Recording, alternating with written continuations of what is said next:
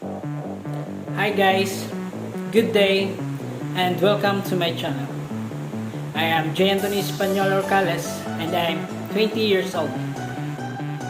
And as for today's video, we'll tackle about the issues, challenges, and problems faced by correctional institutions in the Philippines. First, let me give you some facts.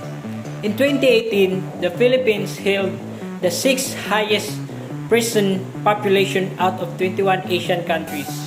As of 2019, the Philippines population rested at 108.31 million people and 215,000 of those people were incarcerated.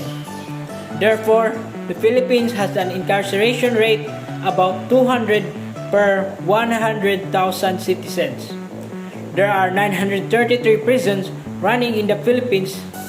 Unfortunately, they are mismanaged and overcrowded. I will give 5 of these issues, challenges, and problems faced by correctional institutions in the Philippines. First is severe overcrowding. Rodrigo Duterte won the presidential election in 2016. He promised to end crime within 6 months. This promise also included the killings of tens of thousands of criminals. Duterte's election led to infamous war on drugs and eventually overcrowded prisons. Manila City Jail, the largest jail in the Philippines, is split into dorms that safely house 170 inmates. Currently, these dorms house around 500 people. Similarly, a room designated for 30 people holds about 130 in Quezon City Jail. This severe overcrowding in prisons led to illness and death tolls in the thousands. Next is pre-trial detainees. According to the World Prison Brief, 75.1% of incarcerations within the Philippines incarceration system are pre-trial. In 2018, 141,422 of 188,278 prisoners were pre-trial detainees. Unfortunately, many people are severing sentences without conviction. Pre-trial detention is found in judicial systems all over the world. In countries like Philippines, people may serve time that outweighs their crimes. On average, prisons in the Philippines are detained for 9 months without being sentenced. Next is high death tolls. About 5,200 inmates die annually in the New Bilibid prison.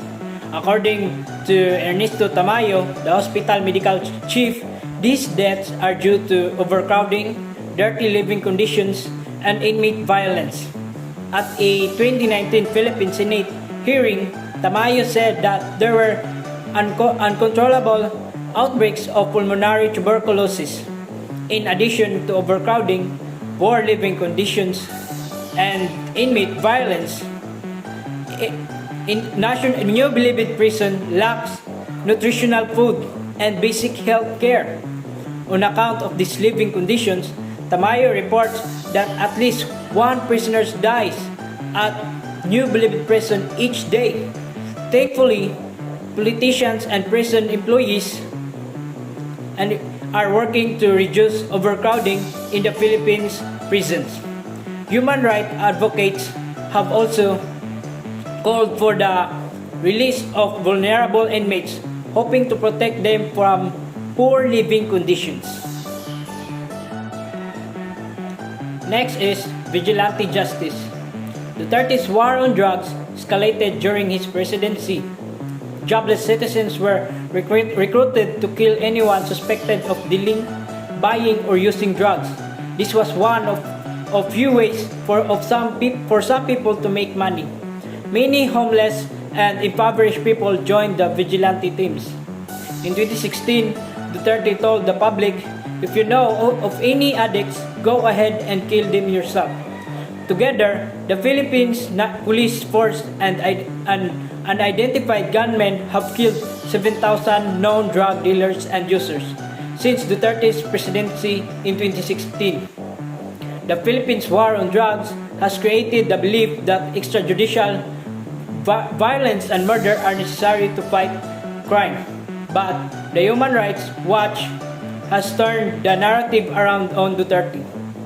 They are publicizing information about the vigilante justice in the Philippines. And that is the most known problem faced by the institutional correction in the Philippines, and that is corruption. In August 2018, the public learned a former mayor may have been released from prison for good behavior. He was originally charged for rape and homicide in 1993. Similar stories of corruption in the Philippines prisons continued to emerge. In September 2018, the public learned that a woman was told her husband's sentence would be shortened if she paid 50,000 pesos. Later that year, senators stated that inmates could live like kings for a fee. This information led to further allegations. Prison workers and officials were taking bribes to bring and distribute contraband to inmates. The contraband in question included cigarettes, cell phones, and televisions. Supposedly, inmates can also pay up for personal cooks and nurses. Inmates who cannot afford a better life within the prison are stuck in overcrowded and dirty rooms. These inmates have a higher rate to becoming ill and of death. Now that the corruption has been unearthed, officials are taking steps to weed it out, one prison at a time. And that is for today's video. Thank you and God bless. Goodbye.